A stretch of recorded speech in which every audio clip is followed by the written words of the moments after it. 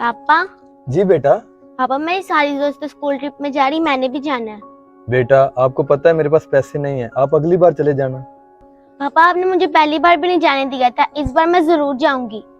अच्छे बच्चे जिद नहीं करते, आप बाद में चले जाना। नहीं पापा, मुझे जाना है तो जाना है। तुम्हें एक बार समझ में नहीं आती? चलो जाओ, जाके अपना होमवर्क करो।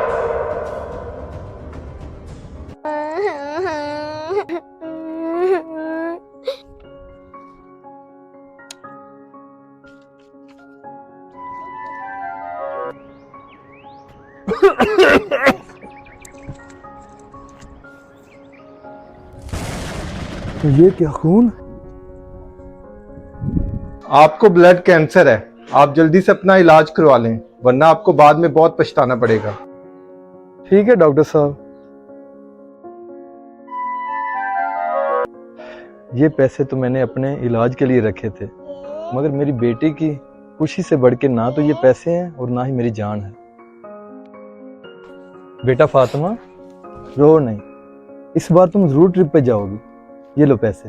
थैंक यू पापा, आप दुनिया के सबसे बेस्ट पापा हो। अगर वीडियो अच्छी लगे तो बाप और बेटी के लिए एक लाइक तो बनता है।